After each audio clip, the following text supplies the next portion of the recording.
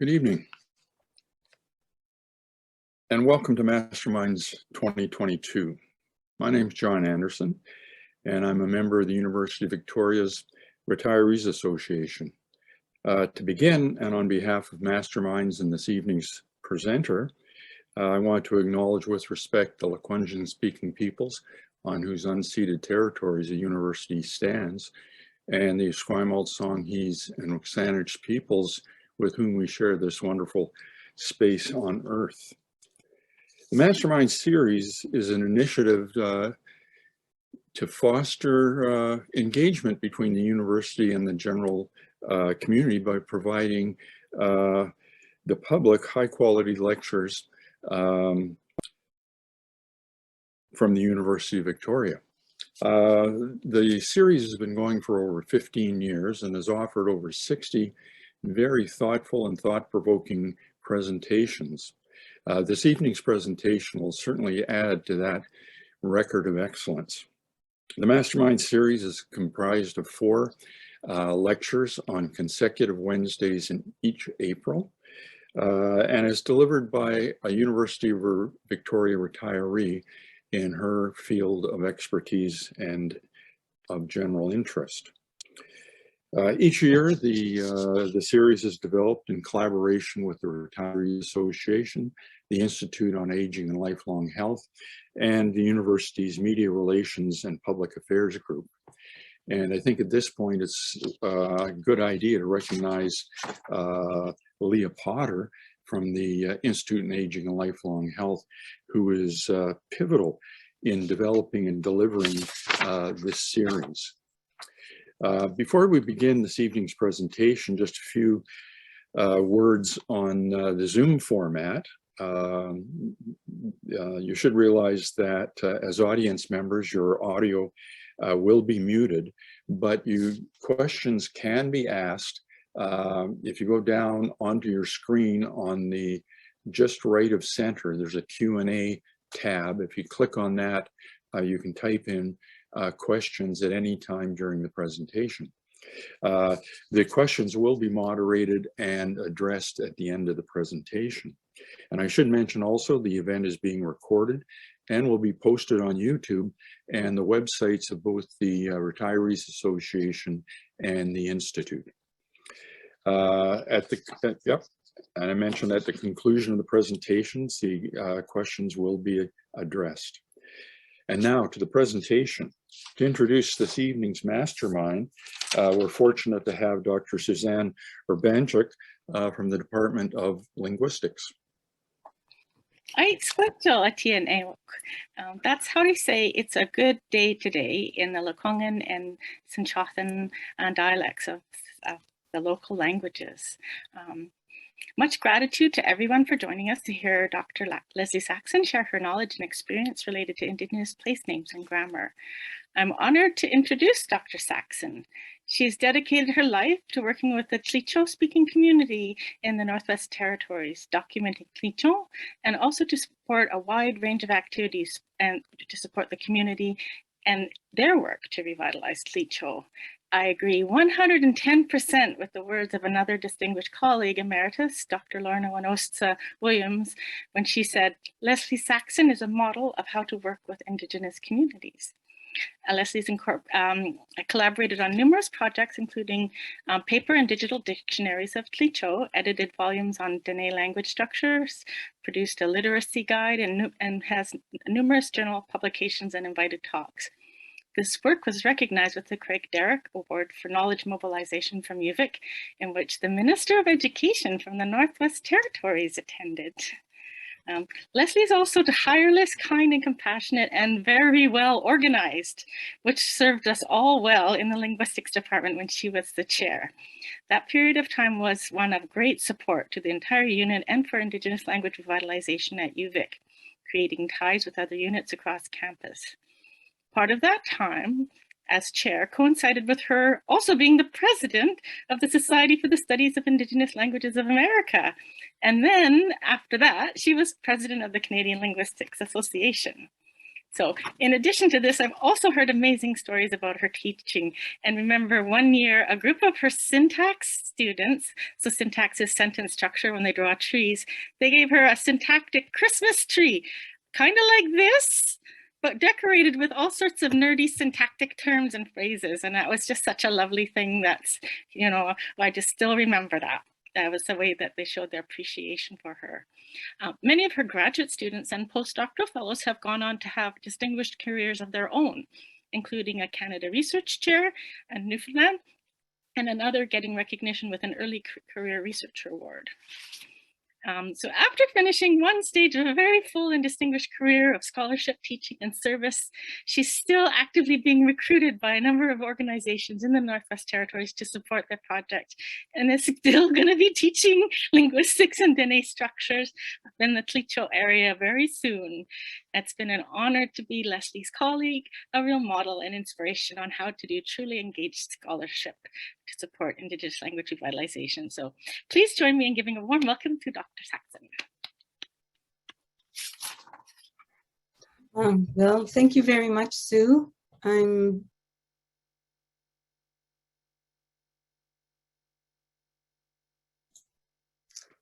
Hello, everybody. I hope you can hear me now. I was saying I was very humbled by what Sue had to say, and that was too much, Sue, but thank you so much. Today, as Sue said, I'll be talking about language revitalization, and so I'll start my little PowerPoint presentation now. And there we go. I also have some words from Senchothan on the screen from a t-shirt.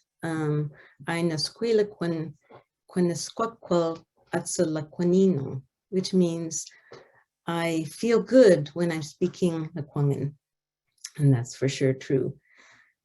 Before I start, I'd like to express my gratitude to so many people, especially the Lekwungen people whose traditional territory I've been living on for about half my life, and the Songhees, Esquimalt, and Wasanich people who have been here for so long and taking care of this land and water. I'd also like to thank the Tlichung people and other Dene people on whose traditional territories I've done so much work. I'm also grateful for many things in my life. I've been privileged to receive a very generous education, training, and instruction from many people and many supportive institutions, including UVic for sure. I'm very grateful to SHIRK, the Tlichung Community Services Agency, and Tlichung Decolonization, who are my principal research funders. And I'm also grateful for the many mistakes that I've made, because for sure I have learned so much from the mistakes, from the lessons, and from the patience of people who have helped me. So we'll come to my title. I hope it will become clear as we go along. Grammar and Place Names, a settler linguist in Indigenous Language Revitalization. I'll start out with context. And I guess the first place of context is something about me, the settler linguist in question. I grew from people who came from Hungary, Scotland, England, Ireland, who settled in various parts of Western Canada in the decades around 1900. From my research life, 45 years ago, I realized it was 45 years ago, May 1st, I started a 4-month RA-ship with my U of T professor, Karen Rice. And on that trip, she and I were together in Fort Good Hope and Decolonization in the Northwest Territories, where I was helping her with the dictionary and grammar work. That was really a huge good fortune for me.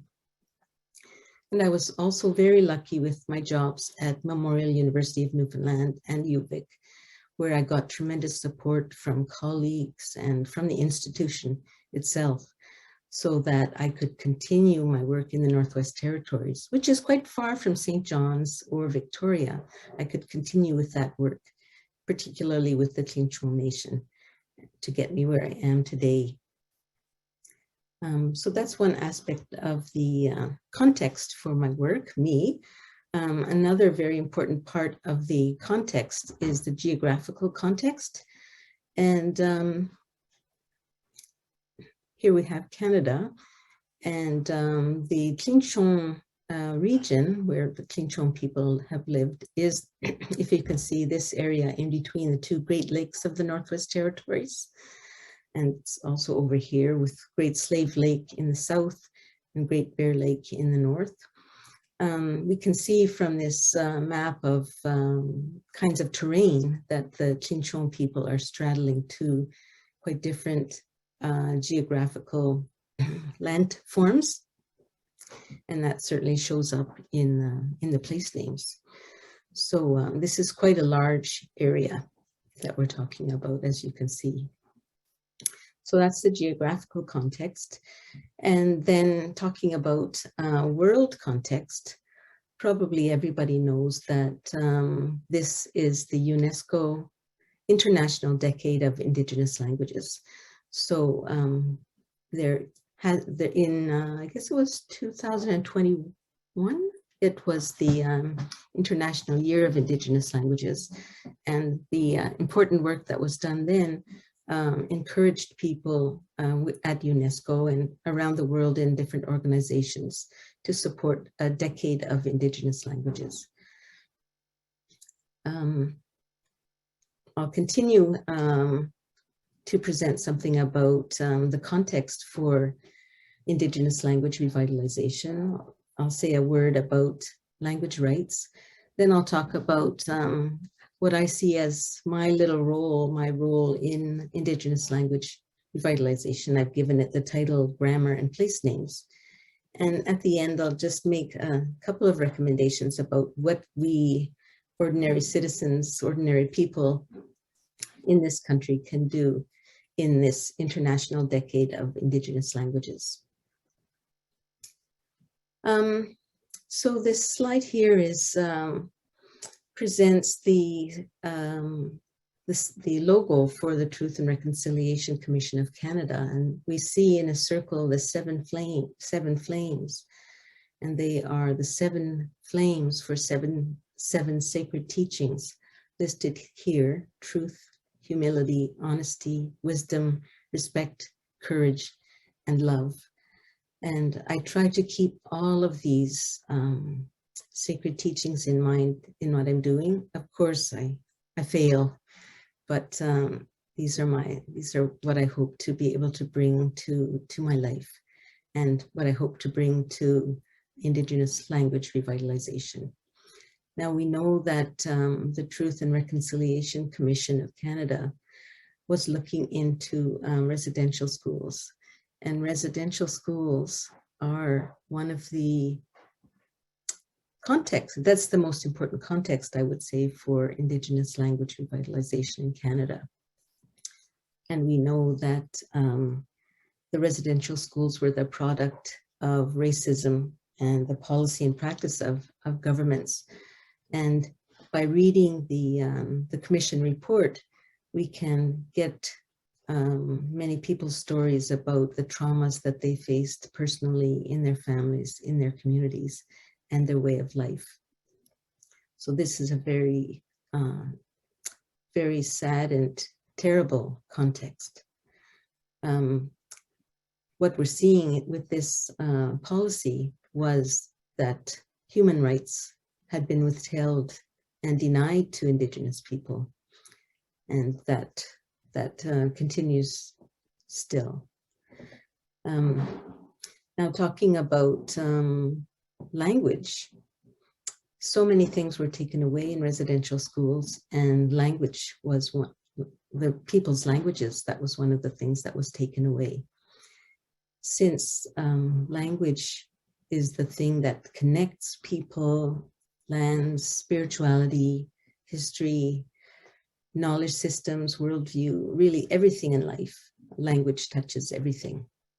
And so I see that, and many other people all over the world have seen that language rights and the holding of languages are vital to individual and community wellness and identity.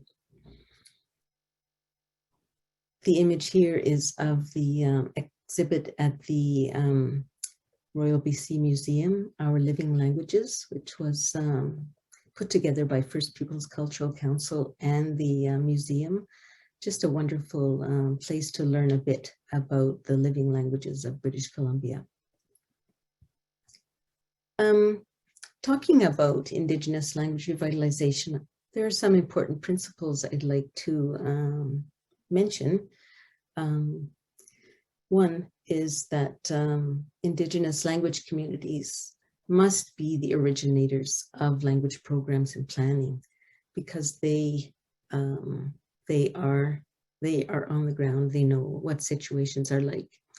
And the situations of languages in Indigenous communities in Canada and in the world varies widely. So some Indigenous languages in Canada and in the world are being learned by babies in their cradles, and in some other places, the languages are being cradled by people nourishing them, bringing them alive again. Because the situations of languages in Indigenous communities are so varied, it's really essential, and this has been recognized by the government of Canada, for instance.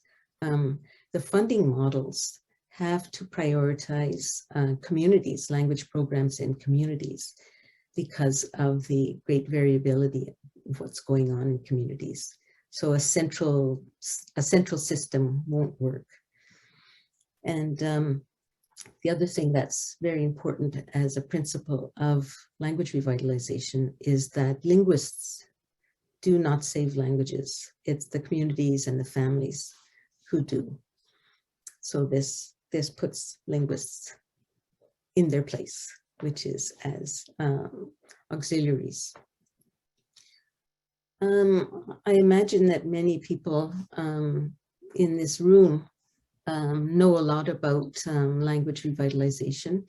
But if you don't, I thought I would mention 3 places to look for information about what's going on with language revitalization in the world or in our more local context. Unesco has put out a document, the Global Action Plan of the International Decade of Indigenous Languages, which can be downloaded, and you can see the plans that different communities and UNESCO have in mind for supporting and promoting Indigenous languages in the coming decade. Language revitalization, or learning a language, doesn't take place overnight, as you all know. And so a decade is a good amount of time to start with. So if anyone's interested, I really recommend this, this resource. At a more local level, we've got here Chief Dr. Ron Ignace from the Shuekpuk Nation. And this, in 2021, he was appointed as the first commissioner of Indigenous languages in Canada. This position was created as part of the Indigenous Languages Act. And he is really a wonderful, wonderful person to have in this role for all of the work that he's done for decades in his nation and in Canada more generally, and in the world as well. And there's a press release from the Government of Canada where we can learn a little bit about him and about the work that lies before him and the other directors of Indigenous languages. To know about the goals of the Indigenous Languages Act, another really great resource was produced by the Assembly of First Nations in conjunction with the Métis Nation and the Inuit Tapirat Kanatami, where people were brought together to say what they needed, what they wanted from the Indigenous Languages Act. And so this document from late 2017 is really what informed the Indigenous Languages Act. And it brought together just a tremendous number of people, with Lorna Williams as the person Sue mentioned, as one of the leaders in this in this production and in this national engagement series of conferences. So I just mentioned these 3 items in case you'd like to follow up on them. So I'll come to the main question of the presentation today, which is really, what can linguists do to support Indigenous communities in language work? There are lots and lots of things that people can do, and we're very fortunate in BC and at UVic to have reasonably large, I mean, it's a small number, but a very powerful number of Indigenous scholars who are doing work of all kinds, supporting their communities and and other communities in researching and supporting Indigenous knowledges, Indigenous languages, laws, and worldviews. So we've got here a graduating class of the UVic Masters in Indigenous Language Revitalization. So all of these people are from different Indigenous communities in the country, and all of them are leaders in their communities, so acting as linguists, supporting their languages and their language programs. We're lucky to have a number of leaders in Indigenous approaches to language revitalization.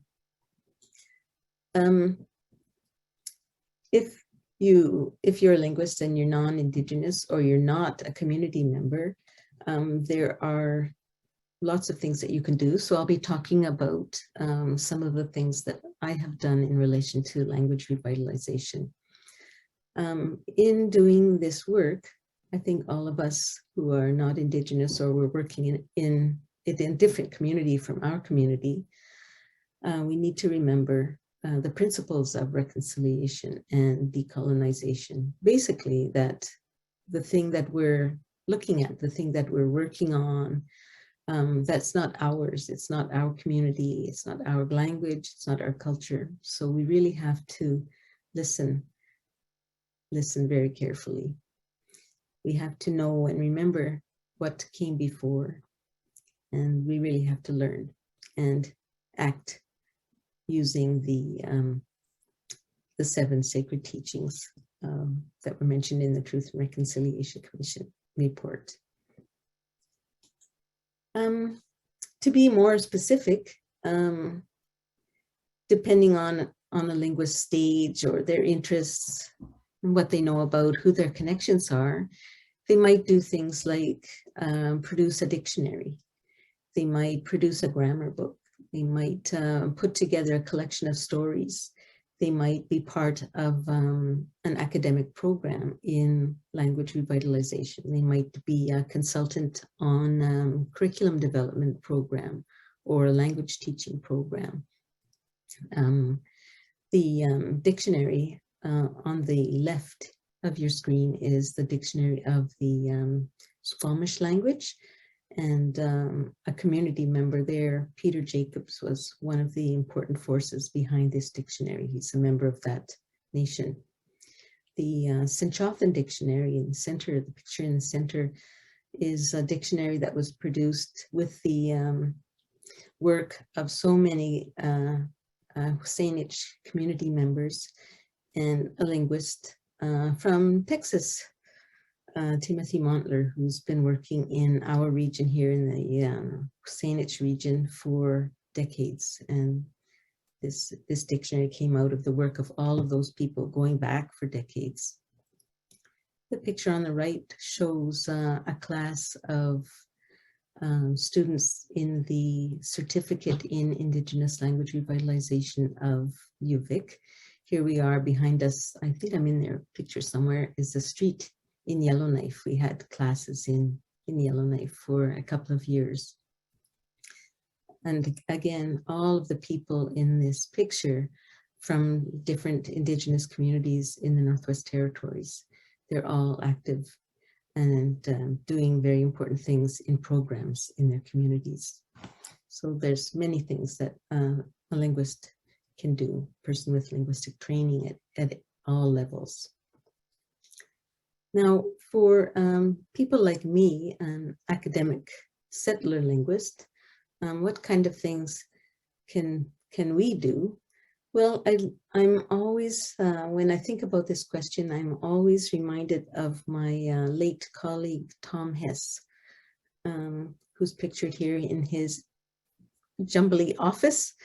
He is really a hero and a mentor to me because of the grace, with which he worked, the respect he showed to all of the many communities who he worked with, and also his humbleness and his how he contributed in so many ways to communities. He did grammar work, he did work on the history of languages, and a lot of different kinds of works which community members asked him to help with, on canoes, on lands, on spirituality, music, and stories, and many other topics. So I'm very happy to recognize Tom Hess. He's just one of the many very wonderful colleagues in my department, and I have to say that Sue Urbanczyk is another one of my heroes and mentors. Thank you, Sue.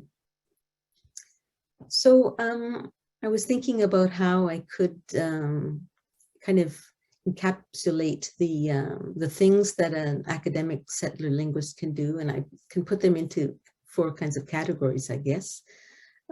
We can do advocacy, promoting Indigenous languages. We can, I think that's what I'm doing tonight, actually. We can do research, all kinds of research into language and languages in communities. We can teach and mentor others, and we can also be engaged in academic program development. And thank you, Sue, for mentioning my role in some of these things. Tonight I'm talking about research, and like Tom Hess, I've been very fortunate to work in a number of areas of investigation, of study, through collaborations with organizations of the Tlinchol Nation. You remember those, that's the people who live, whose territory is between Great Bear Lake and Great Slave Lake. The picture here is of a research group I was involved with at the end. And I've given the title Grammar and Place Names as a kind of an overview of the kinds of work that I've done. As I said before, outsider linguists have kind of limited roles that we can play because resurgence of Indigenous languages is really a grassroots kind of a thing. But collaboration really can get a lot of things done, and linguists can be very supportive in different ways of community activities. Since language is so central to human life, that means there are a lot of domains for research and language work. Now I will be talking about a bunch of place name projects that I was involved with. And the picture here is from, I think, 2001, where the late Romy Watradi on the left and the late Philip Nitsiza on the right, they were poring over one of the huge maps we had of their area. You can kind of see all of that blue, which is marbling the map. There's just an incredible amount of waterways in their region. it was a wonderful experience to work with them and the other community members.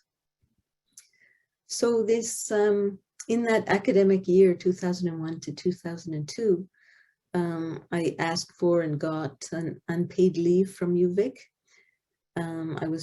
My services were requested for a bunch of projects which were led by a group of elders in the Clinchon community.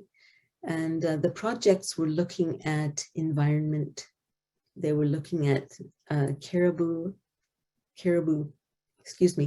habitat, and also place names in the vast region of their country. The purpose, a major purpose of this research by the Clinchon Nation was to support their land claim. And in 2005, the Clinchon Self-Government Agreement was signed between the Clinchon Nation, the government of the Northwest Territories, and the government of Canada. So I really think that this place names work by the elders was just tremendous in supporting that the work by the politicians and the other leaders. Here we have some of the other elders who were involved in the research. The late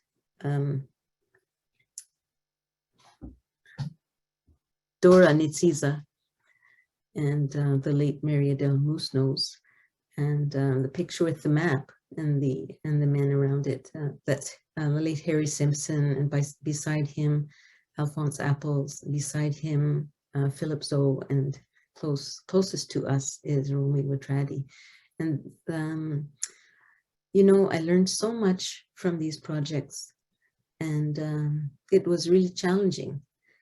The challenge and the learning came from the fact that many of our discussions, most of our discussions, were in the Clinchon language. So I had to quickly try to learn. I had many people supporting me, taking notes and interpreting for me and so on. But it was a tremendous experience to hear the words of the elders themselves as they talked about how in their youth they had walked over the land for days, traveling with their canoes or with their dog teams, and in going for fishing or going for caribou or going for furs. So grammar and place names, what do these have to do with each other? Well, grammar is part of every aspect of language, and so place names as an element of language surely also have grammar. So what I've done here, besides this nice picture of Sally Gone, is I've written out some of the place names from the reports that we produced. I have permission to talk about the work that we did and to bring forth some place names for discussion. Sally worked with me with recording the sessions and also interpreting, and also she was the GIS specialist. So here she was inputting data following our discussions with the elders. So I want you to look at the place names here. So we've got, I'll read them with my second language accent in Clinchon, just to give you an idea. The first one, Ehda Cho, and Spruce Point is Tsi Ehda. Big River, Decho, Detso. Seagull River, Bekode. Big Water Lake, Titsoti. And Worm Lake, Goti. And last pair, Big River Lake. River Lake is a place names is a landform in Clinchon parlance. it is the name for a lake which has the major flow of a river through it. So Deticho, Deti, and Worm Lake River, Go Ti De. Now, it's you'll notice that in the first pair, for example, Ehda means point, and so does Ehda with a slightly different spelling. So what we found was that with the modifier tso, which means big, we just find the word Ehda or Deh or Ti in its ordinary old plain form, but with when the word point, for example, is being modified by another noun, like spruce point, Ehda, there's a suffix which shows up as the low tone mark there. So this pattern is totally consistent through the whole system of the language and the whole system of place names. So that's what I mean by grammar in place names. There are patterns of how items are put together and what kind of suffixes they have.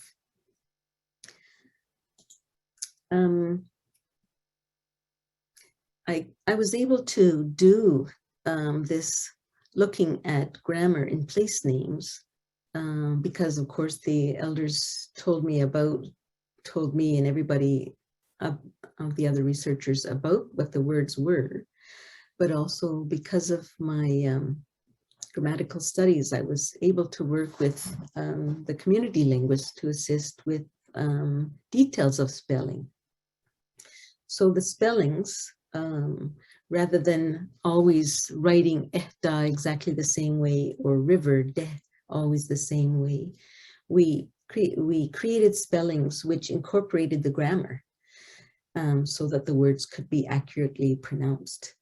And this was really important to the elders, that the spellings represented how the words sound, so that when the elders were no longer present to pronounce the place names for places that were very rarely visited, the spellings would give a very good indication of how the word should be pronounced, so that the profound knowledge of the environment that those elders have would be preserved.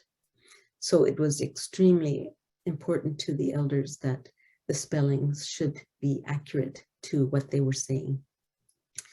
And I'm a good proofreader too, so that was a big help with the report. So there's another kind of grammar also in the place names, which I had no idea we would come upon, but through our work, we found out many things about how place names relate to the land. So it's not just a random combinations of expressions to name places, but there are great generalizations about place names. So, for example, this was really striking when we found it. There are many rivers which flow out of lakes, and when in and out of lakes, and when a river is named after a lake, that river is always flowing out of that lake. So River of Grass Flats Lake, Tlo Te Ti De, this river is flowing out of Grass Flats Lake.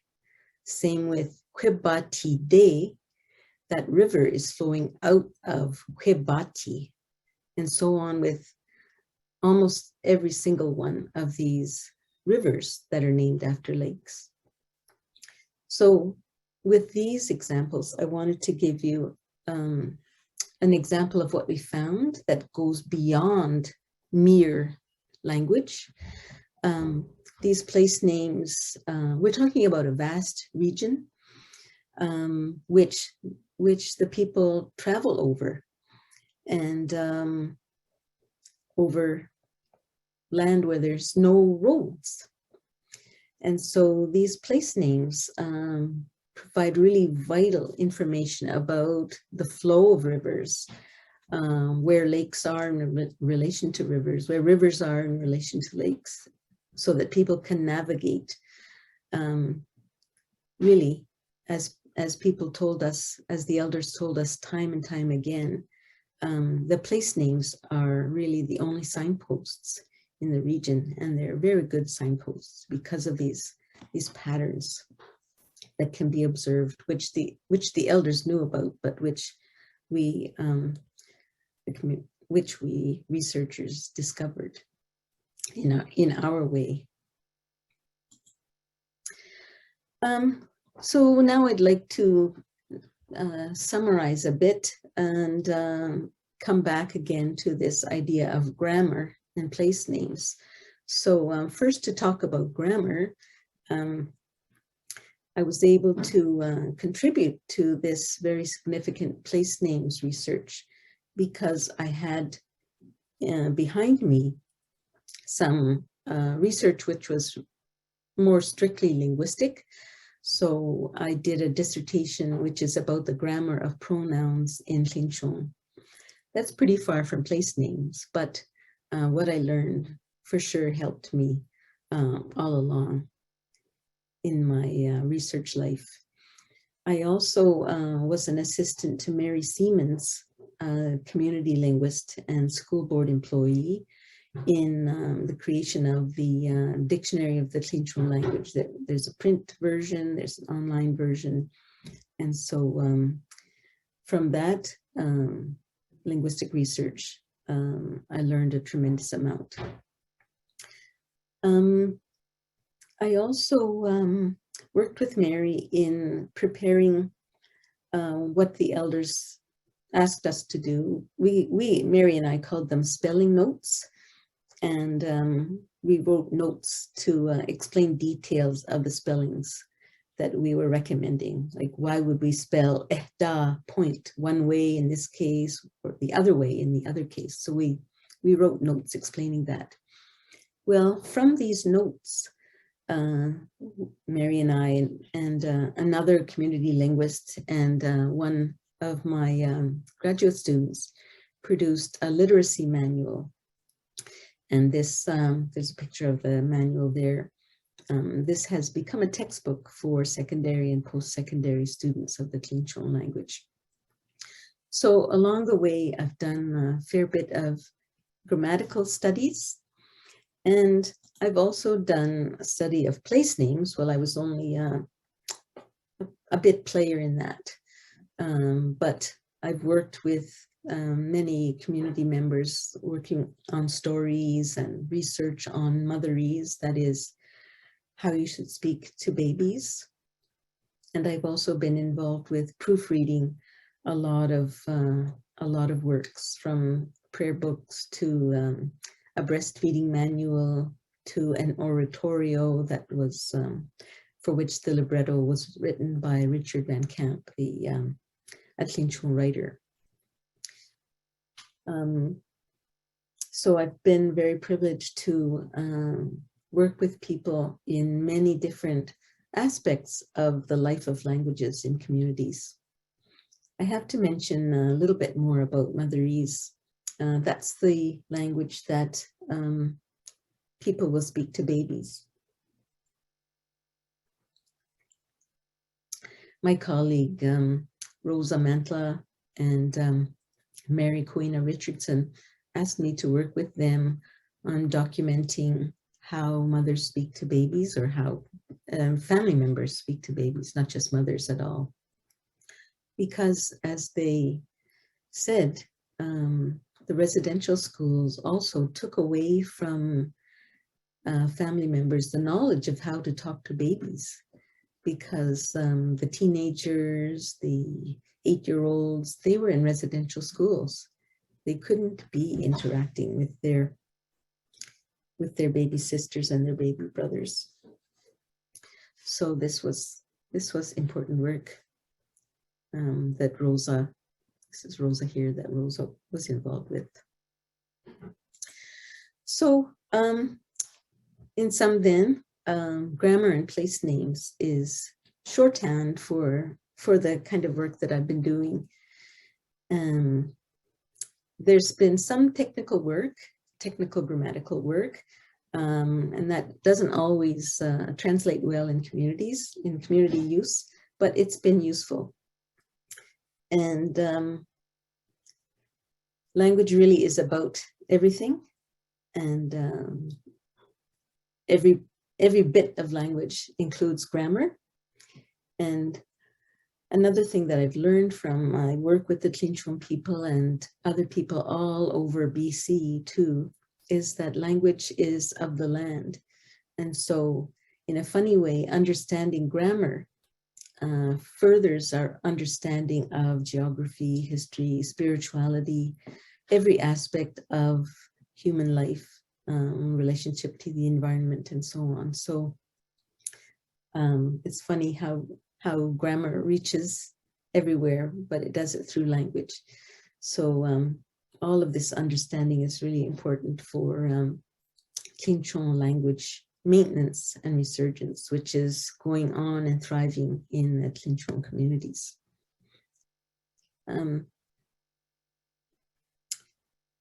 To finish, I'll just say a couple of words of recommendations. I like to think about what I can do as an ordinary person in the communities where I live, and I'm making these as recommendations for you. Maybe you know these all already, but I'll say them again. It's really good if we can inform ourselves about Indigenous communities and languages where we are. And also, if we can learn to use Indigenous languages, even one word, one phrase, one place name, 3 place names, 4 phrases, this is contributing to language revitalization. I think it's also important for ordinary people to participate in events, cultural events, social events, eating events, because when we participate, we can watch and learn, and we can do this if we really open ourselves. Another thing that I find has really helped me in my life is to find joy in the knowledge that other people have. You know, I like to learn things, I like to know things, but I'm really, really happy when I see all the different kinds of knowledges that other people have. And if we can do this all with keeping to the 7 sacred teachings, then we'll be doing well. And I'll say in the Tlinchon words, Masicho, thank you very much. And I've got another t-shirt here with Tlinchon writing on it, which says we're following on the roadways of our ancestors. Thank you.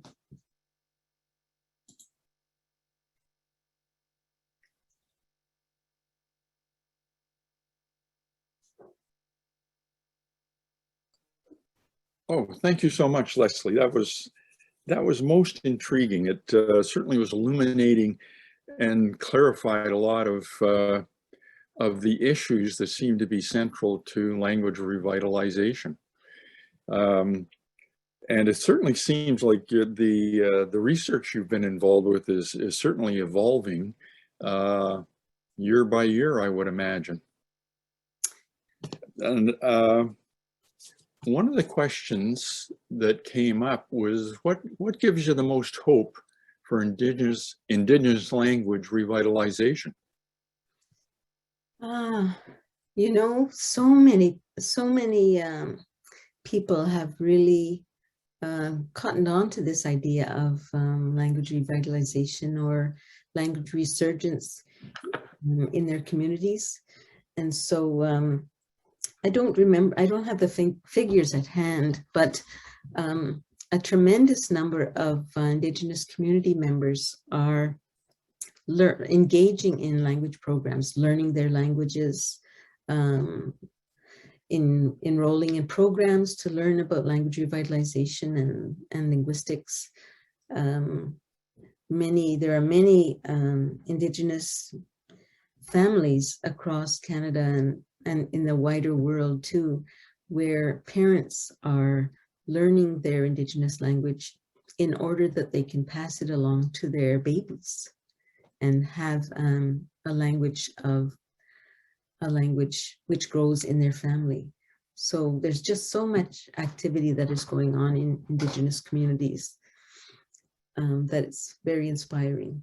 I think the Indigenous Languages Act in Canada will be a support for communities, and having the very distinguished Chief Dr. Ron Ignace as the Commissioner of Indigenous Languages will also be great. He's a great mover and shaker. Yeah, well, would the language revitalization play a central role in kind of cultural acquisition and expression? I think so. Many of the great thinkers in Indigenous resurgence in Canada, in the United States, and more broadly, they place, from what I've observed, from what I've read, they place a great importance on language, partly, I think, because it is the voice of the land in some important ways. Language is also associated with the ancestors who come before, and the ancestors who come before are part of the land. And so that the language, the land, and culture, way of being, way of living, all of those are so tightly bound together that many Indigenous scholars are seeing language as a key. Just a little bit of a change. Sorry, not the only one, but a key. Yeah, just to change of pace. How can settler parents support and promote Indigenous language revitalization efforts with their own children? I guess being role models. I try. I'm not a parent or I'm not a parent, but I try whenever I can to use the term calls for what we also call Mount Douglas. It's one of, I think maybe it's one of the couple of place names that I know. So I would like to set myself the job of learning more place names in our region from the Sinchothan language and the Lekwungen language.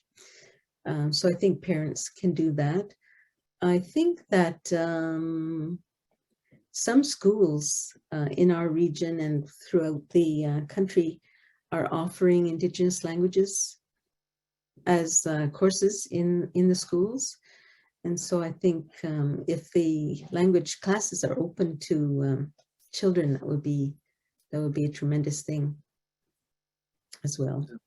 Well, talking about teaching, like the alphabet being used is, I mean, it's different than our regular 24 or 26 letter alphabet. There seems to be more to it.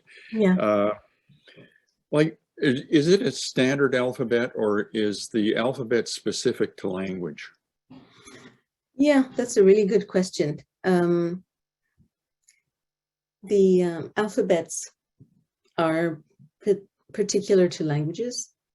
So for people who know European languages, the CH sound in English is totally different, or the sound of CH in English is totally different from the sound of CH in French or the sound of CH in German. So same is true for the spelling systems of the many different Indigenous languages of Canada, more than 50.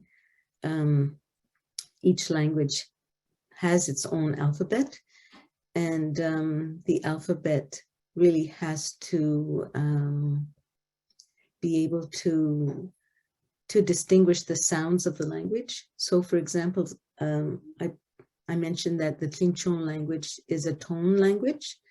So there's a difference between ta, which means feather, and which means with in the Tlinchon language. That's a tone difference. So the accent marks are used in the Tlinchon spelling system, for example, to show the tones. The language Lekwungen and Sinchothan have a number of consonants that are not used in English, and so there are spelling conventions for expressing those as well. Spellings, as you can tell from what I was just saying, the spelling systems are secondary to the spoken language. And so quite a number of communities and quite a number of language programs are advocating that spelling should be a far second in the learning process, that the way people communicate is through speech. And so with speech, we also have to learn the different sounds of the different languages. And then the spelling goes along with the speech. Once we know the speech, the sounds, then it's easier to get to the spellings. Well, if that's the case, is like communications technology, you know, like, well, what we're doing now with the Zoom and so on, does it play much of a role in language revitalization, seeing as like sound and speech seems to be primary as opposed to writing and spelling? Mm-hmm. Yeah, there's a lot of technological advances. So many communities are creating apps for learning languages and for dictionaries and for phrase books, in effect. I think most of them have a spoken component to them. So I can't remember now which community it is, where in their stores, in the store, they had QR codes on the items so that you could point your cell phone towards the QR code and you would find out how to pronounce apple in that language, or how to pronounce tomato soup in that language. So there's really great inventiveness in how technology is being used in language revitalization. Games, for example, are another great means by which different communities are having people engage with the language. Yeah. Well, I was wondering, like in terms of languages, like say in BC or Canada, like how many languages, like relatively distinct, like language families, I guess you'd say, like how many are we talking about? Or are you talking about? I'm so bad on numbers. Sue would probably know, but I think in BC there are about 9-10 distinct language families. So, for example, Sinchothan and Lekwungen are members of the Salish family of language family called Salish. Tlinchon is a member of the Dene language family, which has members also in BC, such as Chilcotin and Carrier and Dene. So there is a tremendous diversity of languages in BC. BC has a tremendous diversity of languages, and in Canada as well. So it's that's also part of why it's important that there should be community-based funding, community-based programs, because the languages are very different from each other. Sue just reminded me that there are 35 languages in BC, 35 distinct languages in BC. And one of them is not related to any other languages in the world. So that's yeah. So that's going to add to the complexity of revitalization, I would think. Yeah, it does. Yeah, it does. Yeah. Now, one dimension as I was listening to you, because I mean, it seems your work was centered up Northwest Territories, in a pretty vast area that many people would consider remote.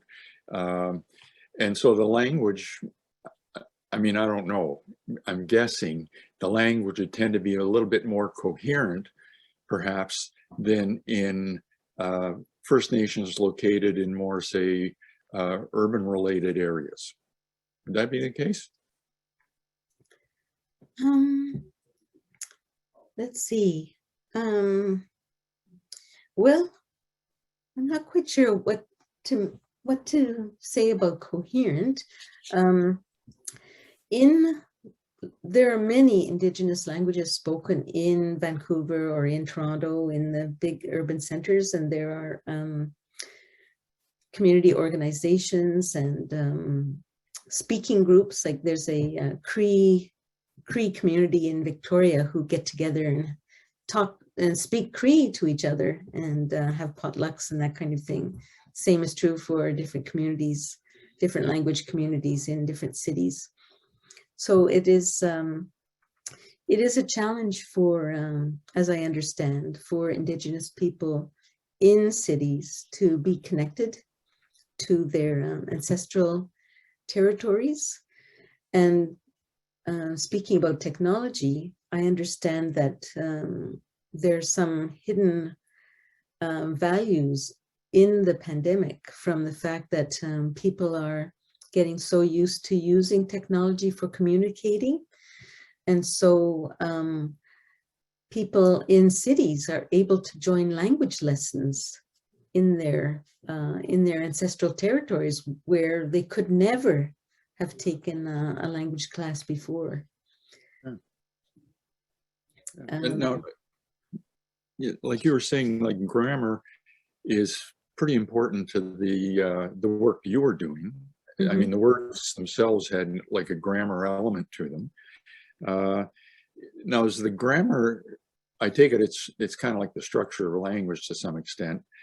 Is the grammar similar across the languages, or are there structural differences? Yeah, well, linguists like me tend to think that there are some universals of language. And so just an example would be, we might say that all languages, so it's a language universal, all languages have consonants and vowels, or all languages have nouns and verbs. But the identity of the consonants and vowels, how the consonants and vowels structure themselves, will vary from one language to another. And then even though Tlinchon has nouns and verbs, of course, the patterning is very different from nouns and verbs in English, for example. So that's the joy of grammar, is to discover what the patterns are and find the differences and find the similarities. So many of the place names in Tlinchon, for example, are compound nouns, like waterfront or place name. And so I have written about compound words in Tlinchon, and partly based on place names. Well, here's a question. In regards to the Masters of Indigenous Language Revitalization, I think that photograph you had was from 2016, and there was 12 individuals there. Is that program still going, and what are the numbers like? Yeah, that program is still going. The first students started in 2012, and a group of students started every 2 years. And so another group of students will be starting in this summer, as I understand it. It'll be what, the fifth or sixth group, maybe seventh group. And the first class was the largest class. There were 28 people who started out their masters in Indigenous Language Revitalization. That proved to be a lot for the 5 or 6 of us people who were at that, 5 or 6 people at that time who could be supervisors. But now there are more people who could be supervisors, and the numbers have evened out a bit, because 28 was a bit big. So now I think the numbers are more like in the neighborhood of 12, 15 in each entering class. So when we started this program, we imagined that most of the students would be coming from BC, which has been true. But we have, in that program, we have had students from across the country. And in fact, there was so much interest in Saskatchewan that the whole program was taught in Saskatchewan in, I think it was 2000, the class that entered in 2016, I think it was. Most of those people were from Saskatchewan, some from Manitoba, some from the Northwest Territories. So it really has, it has brought a lot of language leaders to UVic, and we at UVic have learned so much from them. So it's alive and well. Alive and well, yes. Oh, yeah, good. and in fact, there's a special arrangements PhD program also that students can enter. A number of the graduates of our masters have gone into that program. I think they're on their first, maybe second group, and people from other areas as well. So we're looking at producing language leaders through these programs. Now, just to conclude, it seems like you're still pretty active in this field. Is that the case? And what are you working on right now? Yeah, I keep saying we and talking about UVic. I retired a couple of years ago, but I'm supervising one more PhD student who's working in the area of language revitalization in the Michif community, Michif speaking community, and also in the Nukhalk speaking community of Bellacoola. So I'm involved in that way. As Sue mentioned, I'm going to be doing some teaching in the certificate program in the Clinchon region. So I get to go, one day I'll be able to travel to the Northwest Territories again. And I feel committed to this work, as everybody will have observed. I've learned so much from my relationships in the Clinchon region and from my relationships with students at UVic that I don't feel that I can or should or want to. I don't want to give up on this really important work. Well, that's good, because it seems pretty significant. And I'd like to thank you on behalf of the UVRA and the Institute on Aging, and of course our attendees this evening. It was a most interesting and informative presentation on something I don't think most people know much about. So thank you so much. Thank you so much. And just before we go, a reminder, next week, remember we have every Wednesday in April, next week, the 20th, none other than Dave Doherty is going to be talking about boosting and maintaining brain power as we age. Maybe as easy as a walk in the park or riding a bike. So once again, Dr. Saxon, thank you so much. And to the audience, thank you. And hopefully we'll see you next week. Thank you so much, John and Leah and Sue.